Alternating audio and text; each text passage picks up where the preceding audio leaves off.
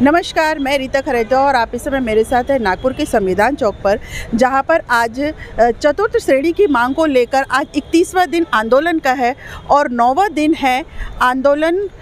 अमरण अनशन का आंदोलन है ये। अब बात यहाँ तक पहुँच गई, या मरेंगे या फिर अपना हक हासिल करेंगे, यहाँ तक बात पहुँच चुकी है। आज यहाँ पर महाराष्ट्र के कोने कोने से आज यहाँ पर जो लोग आपको दिखाई दे रहे हैं, ये महाराष्ट्र के कोने कोने से आए हैं। सिर्फ एक ही उनकी मांग है कि हमको चतुर्थ श्रेणी का अधिकार चाहिए। विदर्भ महसूल सेवक संगठन की ओर से आज यहाँ पर अन्न त्याग का 9वां दिन है, जो आज आप देख रहे हैं हमारे स्क्रीन पर कि आज 9 दिन से इन्होंने कोई भी अन्न का दाना नहीं खाया है और यहाँ पर कोई भी आला अधिकारी या प्रशासन से कोई भी मंत्री, कोई भी प्रतिनिधि नहीं आए हैं यहाँ पर। हम इनके सदस्य के जबानी सुनेंगे कि अभी तक कहाँ तक पहुँची है आपकी कहानी है। नमस्कार, मी स्वराज जिल्टे, वर्धा जिल्हाध्यक्ष तथा राज्य समन्वयक, महाराष्ट्र राज्य। आज आमच्या आंदोलनाचा 31वा दिवस आहे व अन्नत्याग आंदोलनाचा आज 9वा दिवस आहे। तुम्ही पाहून राहिलेले आहे की मागील आम्ही म्हणजे तुम्ही आमच्या न्यूज पण लावलेले आहे। आमचं आंदोलन हे कंटिन्यू चालू आहे, परंतु शासनाने आमची कोणतीही दखल घेतलेली नाही आजपर्यंत।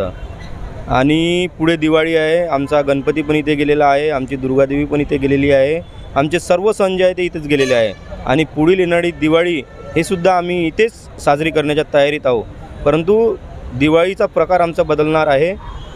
जसे लोक गोडधोड खाऊन दिवाळी साजरी करतात, आम्ही इथे जे दिवाळी साजरी करणार आहोत ते काळी दिवाळी साजरी करणार आहोत, कारण की ही दिवाळी आमच्यासाठी काळी दिवाळी असणार आहे।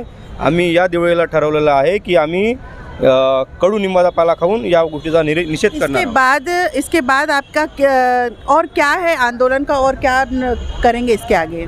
आमचं आंदोलन हे अंतिम टप्प्यात असून आमचे उपोषणकर्ते हे मरणाच्या दारात पोचलेले आहे, परंतु शासनाने या गोष्टीची अजूनही दखल घेतलेली नाही आहे। आमचं पुढील नियोजन हे अत्यंत गंभीर असणार आहे आणि आम्ही शासनाला तसं अल्टिमेट देणार आहोत। अभी तक कोई प्रतिनिधि आए क्या आपसे मिलने, आपसे बात करने? कोई भी किसी भी राजनीतिक दल से या फिर कोई सरकारी कोई कर्मचारी कोई भी आए हैं क्या? अभी तक हमारे आंदोलन की किसी ने दखल नहीं ली है, कोई भी यहाँ पे हमारे को मिलने नहीं आया है। लेकिन आमचं जो या ठिकाणी आंदोलन चाललेलं आहे, या आंदोलनाचा अद्याप शासनाने दखल घेतलेले नाही। दिवाळीसारखा खूप मोठा सण या राज्यामध्ये साजरा होतो, या देशामध्ये साजरा होतो। तो सण आपण याच ठिकाणी करायचा जोपर्यंत शासन आपलं मागणी पूर्ण करणार नाही, तोपर्यंत आम्ही हा इथला रणांगण आणि हा पटांगण संविधान चौक आम्ही सोडणार नाही। आज जी परिस्थिती आमच्यावरती निर्माण झालेली आहे, ती परिस्थिती म्हणजे फक्त या शासनाने निर्माण केलेली आहे। आज जो काही आपण शासनाला सेवा देत आहोत, या देशातील, या राज्यातील प्रत्येक नागरिकांपर्यंत शासनाच्या ज्या ज्या योजना राबवल्या जातात त्या योजना, नैसर्गिक आपत्ती, निवडणुकीचे काम, हे सर्व कामं जेव्हा आम्ही करतो आहोत, तर आमची फक्त एकमेव आणि हक्काची मागणी आहे की ती आम्हाला चतुर्थ श्रेणी देण्यात यावी। जर का चतुर्थ श्रेणी देण्यास शासन जर आपले हात कुठंतरी आखूड करत असेल तर आम्ही सुद्धा निर्धारित चतुर्थ श्रेणी अगर नहीं भी देना है तो सरकार की तरफ से कोई माध्यम बना है क्या आपके बीच का? सरकारकडनं अद्यापपर्यंत कोणीच या ठिकाणी येऊन भेट दिलेली नाही। सरकारचा एकतरी प्रतिनिधी इथे येऊन भेट देणार, त्यानंतर आमच्याशी चर्चा होईल, तेव्हाच आम्हाला समजेल की सरकारची मानसिकता काय आहे। जर असं होत नसेल तर आम्ही एक निर्धार केलेला आहे, येत्या दिवाळीमध्ये आमचे लेकरं बाळं घेऊन, आमचे आईवडिलांना घेऊन या संविधान चौकामध्ये आम्ही काळी दिवाळी साजरा करणार। तो आपने सुना कि अभी हम काली दिवाली मनाएंगे, कि काली दिवाली यहाँ पर अपने परिवार के साथ यहाँ पर काली दिवाली मनाना चाहते हैं।